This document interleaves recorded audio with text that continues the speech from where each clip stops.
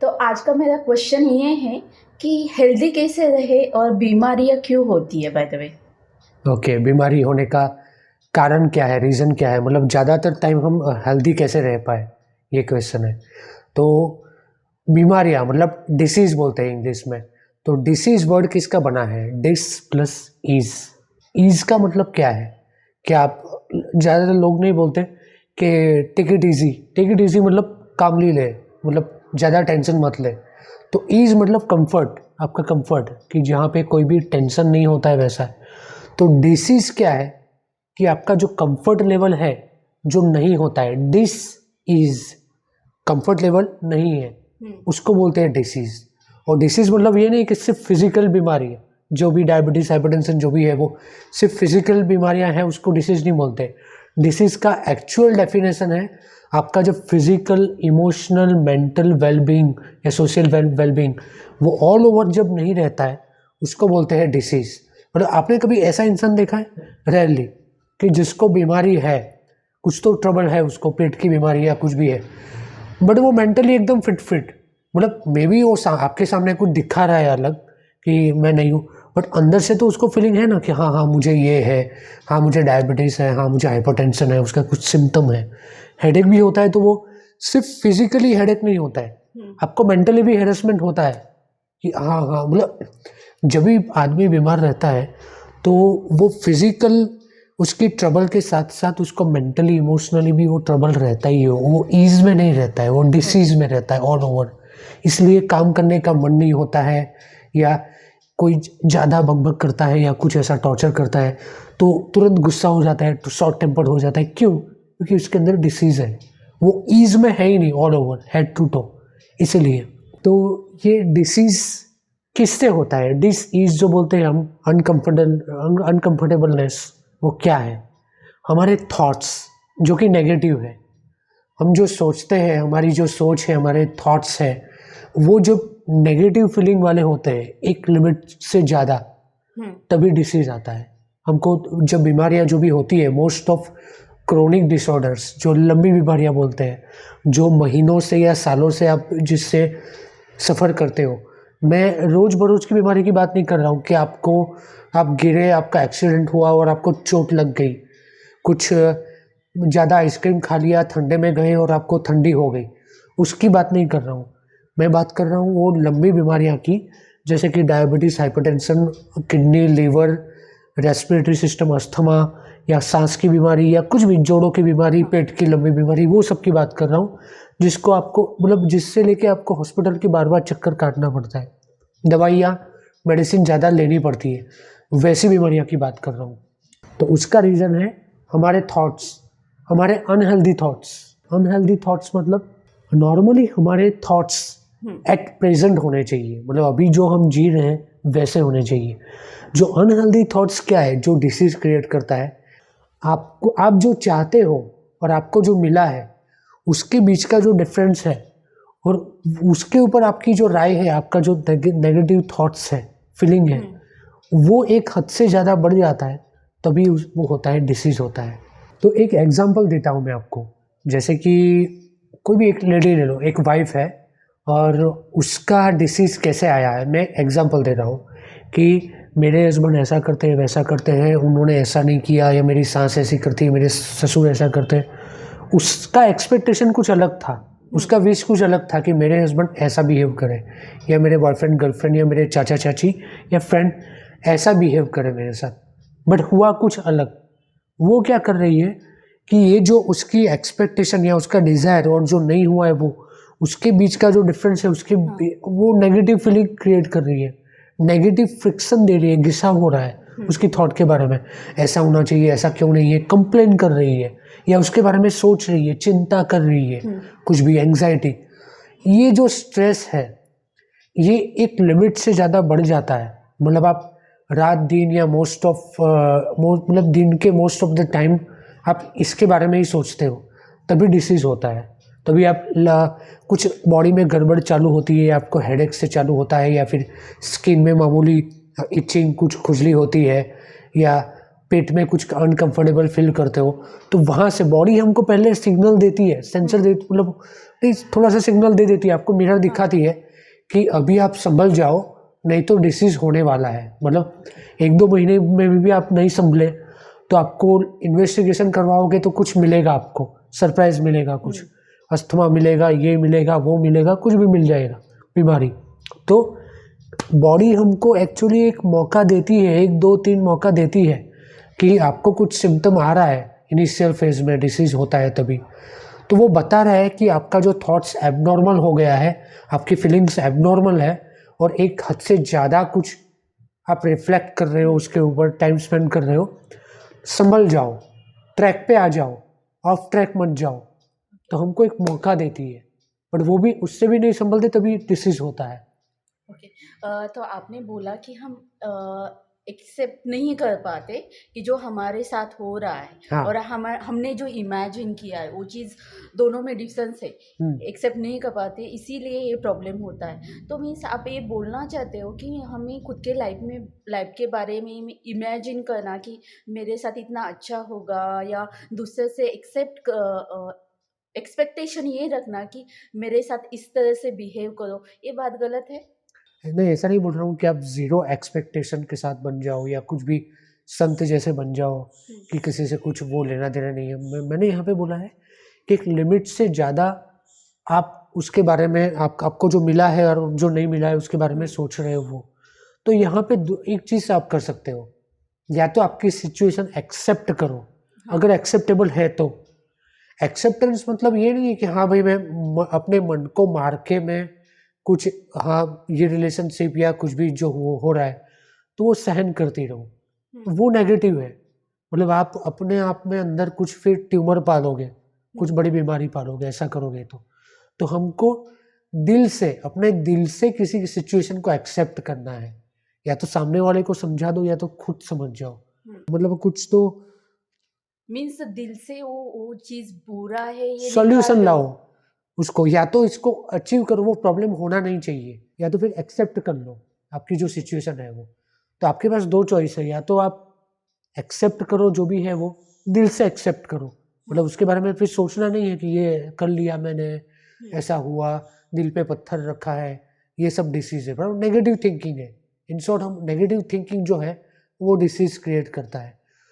तो एक्सेप्टेंस करो, अगर एक्सेप्टेंस नहीं करना है तो वो चीज़ का सॉल्यूशन लाओ कि ये कैसे हो सकता है। कुछ भी अगर समझा दो, कुछ हस्बैंड से कुछ इश्यू है तो बात करके समझा दो कि ये आप फ्यूचर में कभी ऐसा ना बोले, आपको कुछ टॉन्ट ना मारे या कुछ ऐसा वैसा, कुछ भी जो भी हुए वैसे।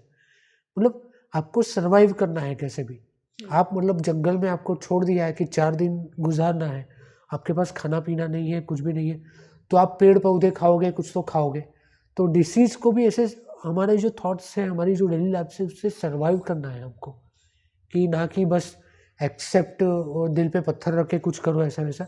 कैसे करें इसको, पॉजिटिवली आउटकम कैसे लाए, जो सिचुएशन, जो टेंशन आपकी लाइफ में आए वो ऐसा कैसे करें कि वो टेंशन रहे ही नहीं, टेंशन होना ही नहीं चाहिए।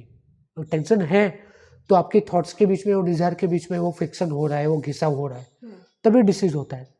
तब सोचो, डिसीज़ होना, अनहेल्दी होना इम्पोर्टेंट है, या तो फिर ये सब मतलब आपका जो चलता रहता है वो सब, आपका रिलेशनशिप या आपका जो डेली आपके ड्रीम्स है, अनफुलफिल्ड डिज़ायर है, वो सब है। तो या तो उसको फुलफिल कर दो, या तो फिर छोड़ दो। वो उसको छोड़ दो। तो डिसीज़ ना होने का ये सबसे आसान तरीका कि be positive, live in the presence, and कोई भी टेंशन हो तो उसको वहाँ पे ही क्लियर कर दो, मन में मत रखो। अगर अभी आपके दिमाग में है, कुछ गुस्सा आया है तो एक्सप्रेस कर दो, रोना आ रहा है तो रो लो एक बार में, बट उसको दिमाग में ही वो कर करके वो सब आपको खा जाएगा, आपके सेल्फ पूरे अनहेल्दी हो जाएंगे बॉडी के, और वो डिसीज क्रिएट करेंगे। ये चीज़ है। तो मेरा क्वेश्चन ये है, कोई भी डिसीज चालू हो जाता है तभी हम लोगों को हिंट लग जाती है उसकी, यस, या डायरेक्टली बहुत बार ऐसे हो जाता है कि बहुत आगे निकल गया हो डिसीज और हमको बहुत कंट्रोल। आगे निकल गया ऐसा रेयरली होता है, क्योंकि एटलीस्ट उसके घर के आसपास वालों को पता नहीं होगा आपके आसपास है ऐसा कुछ, बट आपको तो पता ही रहेगा कि आपकी कैसे? बॉडी में कुछ गड़बड़ चल रही है।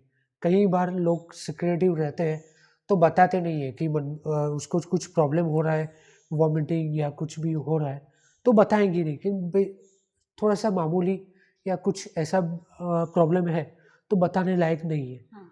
तो वो बॉडी सिग्नल दे रहा है पर आपने बताया नहीं, आपने नज़रअंदाज कर दिया। तो ऐसा नहीं है, उस वक्त हमको एटलीस्ट हमको हमारा ईगो छोड़ के हम खुद को अपने आप को आईने में देखिए और संभल जाइए कि भाई ये प्रॉब्लम मुझे अंदर से हो रहा है। भले मैं मेरे मम्मी पापा या हस्बैंड वाइफ को बता नहीं रहा या नहीं रही, बट मुझे तो सिग्नल दे रहा है बॉडी, तो मुझे हाँ। संभल जाना है। तभी ओके। आपको बैठ के सोचना है कि ऐसा तो कौन सा थॉट्स है जो नेगेटिव है। आपको पता है, ऑब्वियसली पता है आपको। कई लोग मेरे पास आते हैं, उनको ऐसा है कि बीमारी होती है, मतलब फिजिकल ही बीमारी होती है। तो जब मैं पूछता हूँ कि क्या हो रहा है आपको, मन में कैसा फीलिंग आ रहा है, तो वो बोलते हैं कि नहीं मेरे को मेंटली तो कोई प्रॉब्लम नहीं है। हाँ। मतलब उनको ऐसा, उनका ईगो एक्सेप्ट नहीं कर रहा है कि उनको मेंटली भी प्रॉब्लम हो सकता है। मेंटली प्रॉब्लम मतलब ऐसा नहीं कि कोई पागल है या मेंटली रिटार्टेड है, ऐसा नहीं है। आपकी फीलिंग एबनॉर्मल हो सकती है, आपकी इमोशन नेगेटिव हो सकते हैं, तो वो जानने के लिए बहुत ज़रूरी है। उससे ही डिसीज क्रिएट होता है। तो वहाँ पे हमारा ईगो साइड पे रख के आपको कैसा फीलिंग हो रहा है वो बताना है। तो वो मेंटली या इमोशनली वीक होना वो कोई ऐसी बात नहीं है कि आपका ईगो हर्ट हो जाए। आपको अगर हेल्दी होना है तो वो बताना पड़ेगा आपको, आपके डॉक्टर को या काउंसलर को। तो ये चीज़ है। मतलब आप बोलना चाहते हो कोई भी बीमारी चालू होती है उसके स्टार्टिंग के फेज से ही आप खुद को संभाल के वो यस, सब प्रॉब्लम सॉल्व कर सकते हो। यस, बॉडी सिग्नल देती है, ऑब्वियसली देती है। मोस्ट ऑफ, मतलब ऐसा नहीं होती आप रातों रात कुछ भी नहीं है आपको, ज़ीरो सिम्पटम, मन में भी कुछ नहीं है, शरीर में भी कुछ भी नहीं है और ऐसे ही आ गई, ऐसे कुछ भी नहीं है। आपको खुद पता है कि आपने क्या टेंशन लिया है। आपने बस लोगों के सामने बताया नहीं है, आपकी बहादुरी या आपका ईगो जो है वो हर्ट हो जाए इसलिए।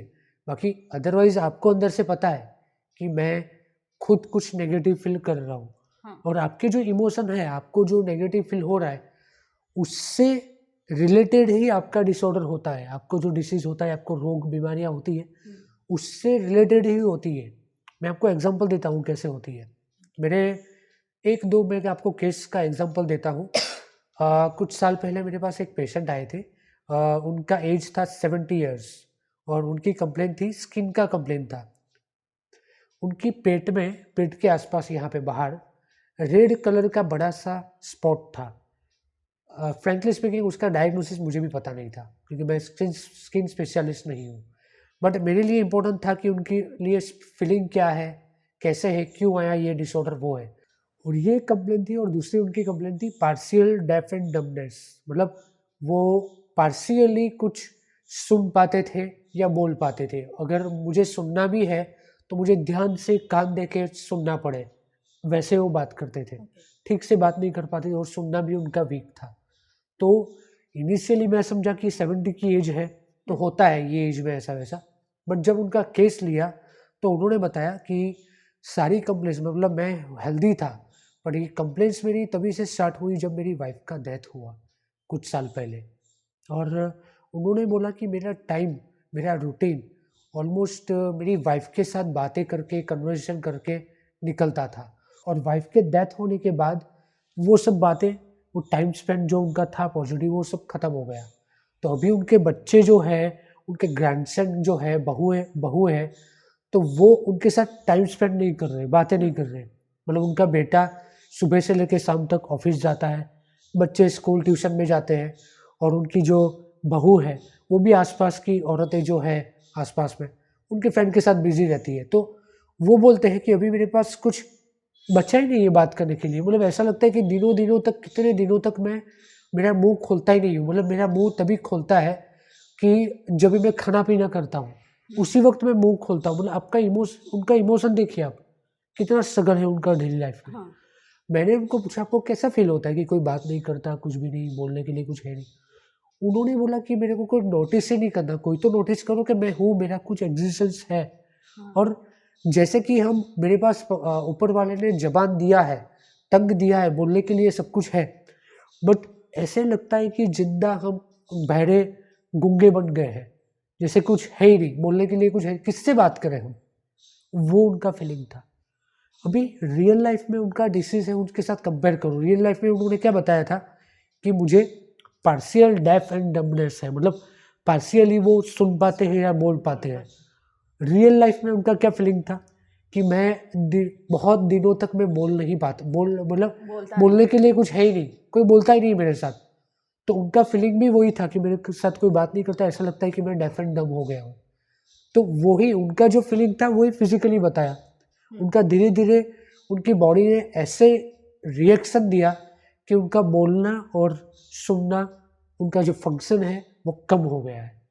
और स्किन डिसऑर्डर, उनको जो रेड स्पॉट था, तो उनके लिए भी उनकी फीलिंग वही थी कि ये कोई देखना, नोटिस ना कर ले, छुपा के रहते हैं। मतलब कभी भी टी शर्ट निकालते थे, शर्ट निकालते थे, तो उनके बच्चे कोई देख ना पाए ऐसे वो शर्ट निकालते थे ताकि वो कोई नोटिस ना कर पाए।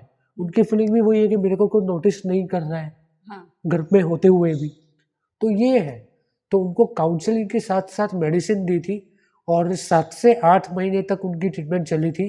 और उनके बाद उनका फैमिली तो मैं चेंज नहीं कर सकता, जो बात नहीं कर रहे वो सब, बट उन्होंने घर से बाहर निकलना चालू किया और अपनी एज वालों के साथ फ्रेंडशिप बनाया और बोलना चालू किया।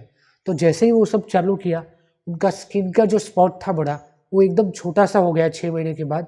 और उनका जो पार्शियल डेफ एंड डम्बनेस जो था, बोलना जो भी था, वो भी एकदम नेग्लिजिबल हो गया, मामूली, आपको पता भी नहीं चले, इतना कम हो गया।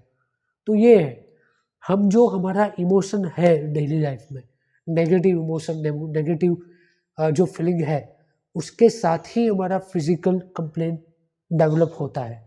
तो वो अगर हमने फीलिंग लाई नहीं होती असली लाइफ में, रियल लाइफ में, तो वो डिसीज़ होता नहीं, वो होता ही नहीं। उसको एक्सप्रेस करने के लिए वो जगह ही नहीं मिलती। डिसीज़ को आउटलेट चाहिए था एक बाहर निकलने के लिए। जैसे कि मैं बोलूँ ना कि आपने गैस पे दूध रखा है और वो दूध रखा है, उसको गर्म कर रहे हो, उसको मान लो कि आप दिमाग में कचरा डाल रहे हो, नेगेटिव इमोशन डाल रहे हो, वो है। तो दूध तब तक जलेगा जब तक उसका बॉइलिंग पॉइंट आएगा। एक लिमिट के बाद दूध सब बाहर बहेगा।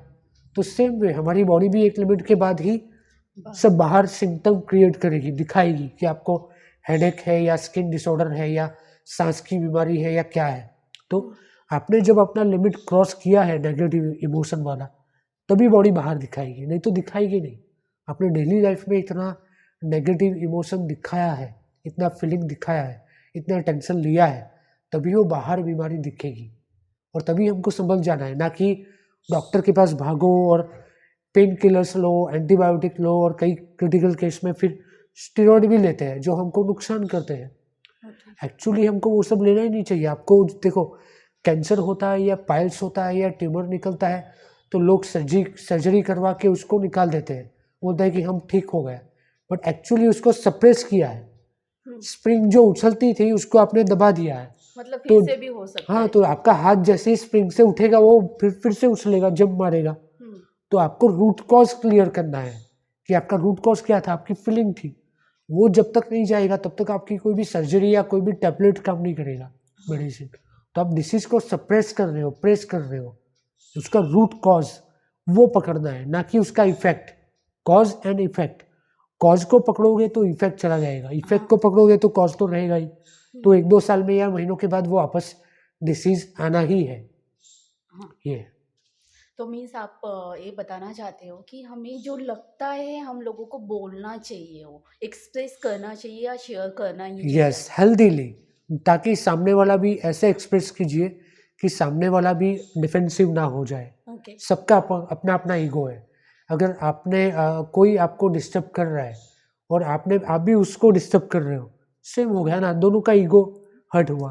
तो आप ऐसे समझाओ, ऐसे सॉल्यूशन लाओ, मतलब दिल से सॉल्यूशन लाने का ट्राई कीजिए। नहीं हो रहा है तो फिर इग्नोर कीजिए वैसे इंसानों को जो आपको नेगेटिव इमोशन क्रिएट करता है आपके अंदर। ये सॉल्यूशन। और आपको मैं दूसरा एग्जांपल दिखाता हूँ, दूसरा केस। ये मेरे पास कुछ सालों पहले आए थे। 24 ईयर की लेडी थी और वो खुद भी डॉक्टर थे, हॉस्पिटल में जॉब करते थे। और उनका कंप्लेन था PMS, pre menstrual syndrome. Pre menstrual syndrome में क्या होता है कि हमारा जो लेडीज़ लोग का पीरियड होता है, उनसे पहले, पीरियड आने के पहले उनको कुछ कंप्लेन होता है, या तो पेट की बीमारी या कुछ स्किन का कुछ इश्यू, पिंपल आता है उस टाइम, या कुछ भी ऐसे वैसे बीमारी रहती है मल्टीपल सिस्टम से जुड़ी हुई। तो मैंने जब उनको पूछा कि आपको कैसा फील होता है ये बीमारी के साथ, जो भी कंप्लेन आती है तो आपको कैसा फील होता है, तो बताते गए और उन्होंने बोला कि इतनी कंप्लेंट बढ़ जाती है, हद से ज़्यादा हो जाती है कि मुझे लगता है कि टॉर्चर हो रहा है मेरे साथ। मतलब मैं खुद डॉक्टर हूँ और मैं खुद टॉर्चर हो रही हूँ। मैं अपने पेशेंट को क्या ठीक करूँगी जब मैं खुद टॉर्चर हूँ। मैंने उनको पूछा कि डिस्क्राइब टॉर्चर, टॉर्चर है क्या? तो वो चले गए अपनी प्राइवेट पर्सनल लाइफ के साथ और उन्होंने बताया कि उनकी अभी-अभी एंगेजमेंट हुई है और एंगेजमेंट हुई है तो उनका जो फियोंसे हैं, होने वाले जो हस्बैंड हैं, वो उनको हैरेस कर रहे हैं। मैंने पूछा कैसे हैरेस करते हैं? तो उन्होंने बोला कि उन्होंने मेरे ऊपर बहुत सारा रूल्स लगा दिया है कि ये मत करो, वो मत करो और मैरिज के बाद मेडिकल प्रैक्टिस करने के लिए भी मुझे मना किया है। तो मैं करूँगी क्या? मतलब 5.5 ईयर का मैंने मेडिकल का कोर्स किया, इतना पैसा गया और अभी उनके हस्बैंड बोल रहे, मतलब होने वाले हस्बैंड बोल रहे हैं कि ये ना कर। तो वो फ्रस्ट्रेट हो गए। मैंने बोला आपको कैसा फील होता है तभी? तो उन्होंने बोला कि टॉर्चर हो रहा है, कि रियल लाइफ टॉर्चर उसको बोलते हैं कि एक जेल में मुझे बंद कर दिया है, क्या करूँ? अभी उनको कंप्लेंट क्या हुई, पीएमएस, प्री मेंस्ट्रुअल सिंड्रोम, उनमें उनका फीलिंग क्या था? टॉर्चर। टॉर्चर, और उनके हस्बैंड जो कर रहे हैं उनकी फीलिंग क्या थी? वो टॉर्चर। टॉर्चर। तो डिसीज़ जो है और उनकी जो फीलिंग रियल लाइफ में थी वो मैच हो गई। हाँ, तो डिसीज़ वैसे ही आउटलेट ढूँढते हैं कि जो हमारी रियल फीलिंग के साथ जुड़े हुए हैं।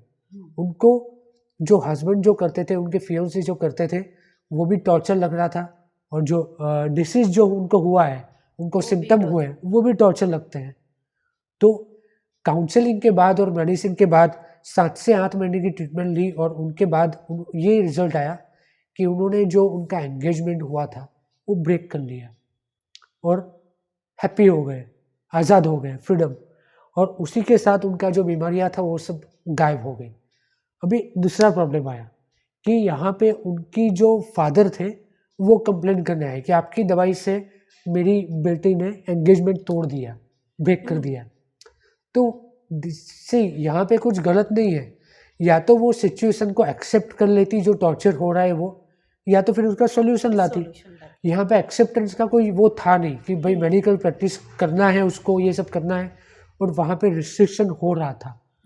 तो इसको सॉल्यूशन लाओ, तो सॉल्यूशन के लिए भी उसने ट्राई किया, जो हुआ नहीं, तो यहाँ पे उसने रिलेशनशिप ब्रेक कर दी उससे।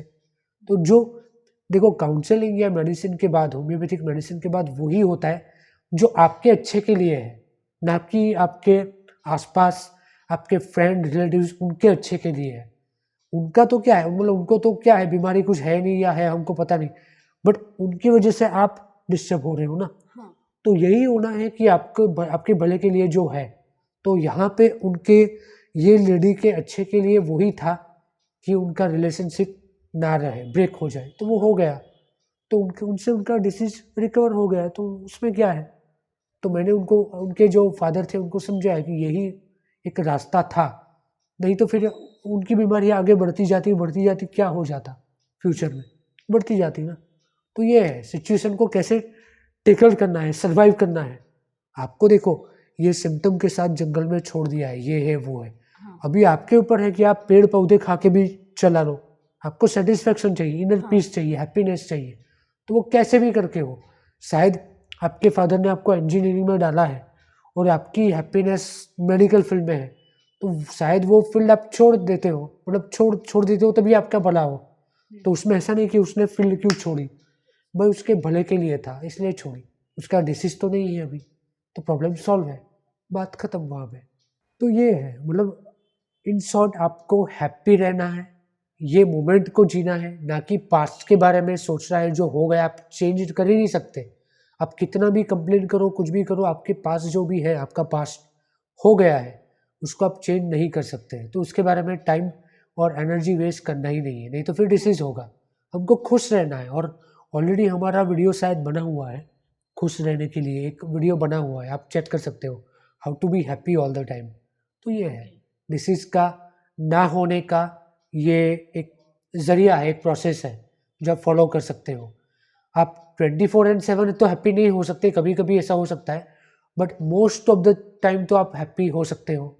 आप जब भी नेगेटिव थॉट्स आता है तो आपको सिग्नल मिल जाता है बॉडी से, अगर नहीं भी मिलता है तो आपको अलर्ट होना है कि ये हाँ नेगेटिव इमोशन आ गया है, आपको अगर डिसीज नहीं चाहिए तो आपको उसी वक्त अलर्ट हो जाना है, बराबर। आपके लिए, किसके लिए है? आपके खुद लिए के है, लिए। खुद के लिए। और कहीं पर कुछ चेंजेस जो होते हैं, कुछ रिलेटिव्स या कुछ रिलेशन होते हैं, वो सही में हमारे काम के नहीं होते हैं। जिसके साथ आप रहोगे तो शायद आपका ही हेल्थ का नुकसान हो, या जो भी फील्ड से आप जुड़े हुए हो वो शायद आपकी फील्ड ना भी हो, ऐसा हो सकता है। तो वो फील्ड छोड़ के आपकी जो फील्ड है, इंजीनियरिंग या मेडिकल या वॉटेवर, तो वो फील्ड से जुड़ जाओ, ट्राई करो, ताकि आप हैप्पी रह पाओ, खुश हो पाओ। क्योंकि at the end of day आपको खुश रहना है ना हेल्दी कि रहना है। आपको आपको दुनिया का सोचना है। मतलब लोग क्या कहेंगे उसके बारे में, क्या कहेंगे लोग, सबसे बड़ी बीमारी है जो वो है कि क्या कहेंगे लोग। अभी लोग क्या कहेंगे उसके बारे में भी आप सोचोगे तो आपका कौन सोचेगा? ये चीज़ है। तो आपको डिसाइड करना है कि आपको खुश रहना है या फिर आपको लोगों को खुश करना है।